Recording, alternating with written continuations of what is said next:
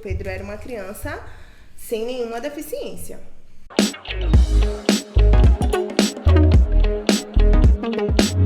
Amanda, todo mundo assim, tipo, tem um carinho muito grande assim por você, pela pessoa que você é, mas também pelo respeito da luta que você tem, por ser uma mãe atípica, como a gente falou na entrevista, né? E eu queria saber como foi esse momento, desde a gravidez, e você foi mãe nova, né? Sim. E desse início, só do primeiro susto, nossa, tô grávida. E depois, no nascimento do Pedro. Queria que você contasse esses dois momentos, como foram. Foi um susto, assim, graças a Deus eu tinha minha família, né, que me acolheu muito, porque não é fácil, é uma mudança de vida pra sempre, é uma responsabilidade pra sempre. Você é pai, você sabe disso, que muda a nossa vida pra sempre. Mas foi uma coisa que foi muito tranquila, assim, naquele momento pra mim. Eu tive toda a minha família, eu tinha um companheiro na época, né, eu era casada.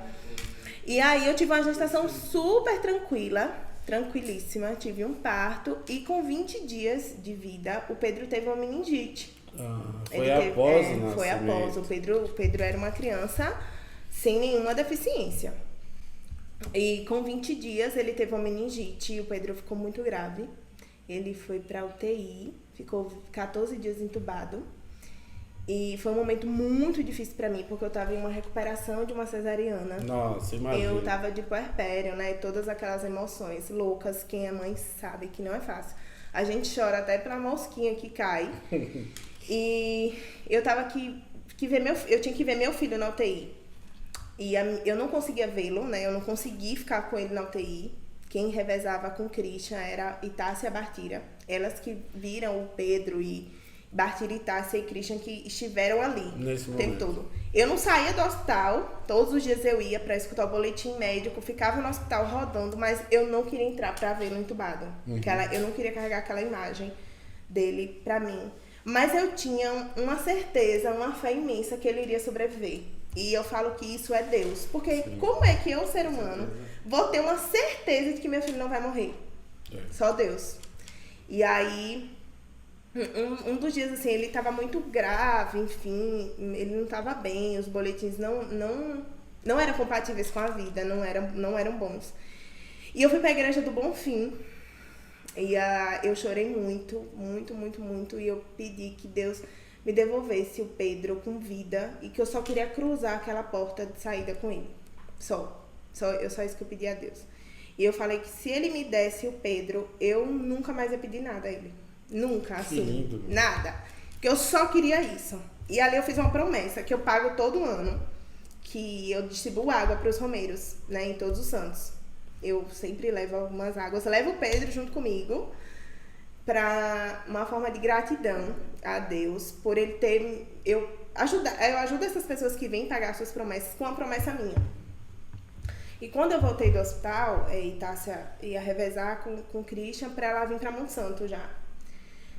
E aí ele falou assim, Amanda, nossa, ele melhorou muito. A Itácia, quando ela falou, melhorou muito, ele tá corado, ele tá com semblante, eu fiz alguns testes, ela tá me assistindo, ela sabe disso, eu fiz alguns testes e ele me respondeu, né, neurologicamente, enfim. E eu senti uma paz, eu falei assim, é a resposta. E todo mundo orando muito, quem conhecia, quem sabia do caso. E com poucos dias, a Alcione, a esposa do Gilson, também foi pra UTI revezar nessas saídas de dia, enfim. E aí eu saí pra resolver algum problema que a gente tinha tido com o convênio na época. E ela me ligou e falou assim, Amanda, o Pedro acordou. Não, ela falou assim, o Pedro vai ser transferido pro quarto, e a gente sem entender, né? Como assim transferido pro quarto? O Pedro tá em processo de extubação ainda. E aí quando eu cheguei na porta da UTI, o leito dele era o primeiro, e a moça tava limpando o chão da UTI, a porta tava aberta, que é muito raro, né? Aquela porta ficar aberta. E aí eu ouvi um bebê chorar. Falei, meu filho. Aí eu falei assim, eu botei o pé mesmo na água com sabão e botei assim meu rosto. Ela falou assim, é ele tá chorando porque eu tô tentando botar a touca nele, ele tá chorando. Eu não acreditei. Falei, nossa, como assim? Meu filho chorando? Meu filho tava praticamente morto. E daquele é tanto que quando o Pedro acordou, que ele chorou, que ele ficou estável, a gente pôde ir pro quarto. E aí eu digo pra vocês, foi um dos dias mais felizes da minha vida, assim, supera muitos dias. E aí a gente foi pro quarto. E o Pedro era um bebê recém-nascido, ele tinha ali 40 dias. Então a deficiência do Pedro, eu fui conhecendo com ele crescendo. Então eu tinha um bebê recém-nascido, eu não sabia o que ele tinha. E ele fazia as terapias, enfim, estimulações, mas pra gente ver o que ele ainda ia ter. E aí quando eu fui crescendo, eu fui vendo que o Pedro não sentou, não endureceu o pescoço, ele não sentava. E aí, porque não adiantava fazer ressonância? A gente via os estragos que a meningite tinha deixado, mas ela falava assim, Amanda, tem uma cicatriz aqui, mas eu não posso te falar se aqui ele não vai falar. A gente só vai e já sabia também que poderia ter efeitos traumáticos por causa da meningite, né? Sim, já sabia, porque assim, evoluiu para uma encefalite grave e ele teve muito sangramento cerebral.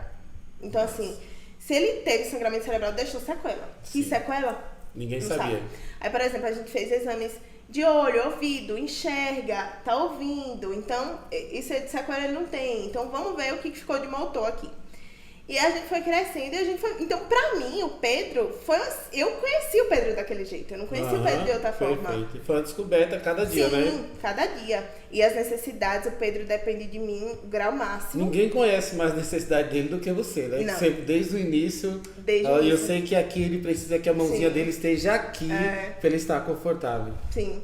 E ele foi crescendo e a gente foi vendo o que ele precisava, fono, físio, e aí foi quando a gente praticamente se mudou para Salvador para poder oferecer no nosso máximo o que a gente poderia dar para ele. E com 1 ano e 4 meses o Pedro teve outra meningite. Nossa. O ano era 2018 e aí ele tomou uma vacina e teve uma crise convulsiva muito, muito feia. E a gente foi mal atendido na UPA na época. O médico foi péssimo. Não tenho medo de falar aqui, um canalha, desumano. E ele sabe quem é, eu tive a oportunidade de falar pra ele. Quem me assiste também está sabendo quem é, porque eu não escondo de ninguém. E aí ele foi transferido, o Pedro, pra Salvador, né, num estado um pouco grave, porque ele é uma criança que entrou no mal convulsivo. O Pedro foi convulsionando daqui até Feira de Santana. Ele não parou de convulsionar. E quando a gente chegou em Salvador, 3 dias depois, a gente descobriu que ele estava com meningite de novo. Dessa vez foi menos grave, a gente conseguiu tratar com ele no quarto. Mas o Pedro se tornou epiléptico. E aí, outro grande transtorno assim, para a nossa vida, porque o Pedro, deficiente, com toda essa necessidade que ele tem da gente, nunca causou transtorno. Sim. Nunca foi problema pra mim ter que montar uma cadeira de rodas. Sim. A casa da Jéssica tem escada, nunca foi problema pra mim subir com a escada, né? Eu sempre conto com a ajuda, mas nunca foi problema pra mim. Agora a epilepsia. A epilepsia foi uma coisa que tirou nossa paz muito tempo. E é assustadora, assim, né? É assustador. Sim. Por mais que o médico esteja ali há 30 anos, quando chega alguém convulsionando, eu sempre pergunto, gente, vocês desestabilizam quando vocês veem alguém convulsionando? Sim, não é bom. Não. Eles nunca, eles não conseguem naturalizar aquilo. E o canabidiol apareceu na nossa vida. Viva a cannabis! Uma defensora infinita mesmo. Eu espero muito um dia poder fazer muito mais com isso, muito por essa causa. Mas o canabidiol apareceu na nossa vida em 2019. Em 2020, antes da pandemia. Em 2019, o Pedro teve crise o ano todo. A gente não fez nada da nossa vida produtiva. A gente vivia em pânico. Tudo que a gente fazia dava crise no Pedro. Viajar, assistir, dormir, tudo.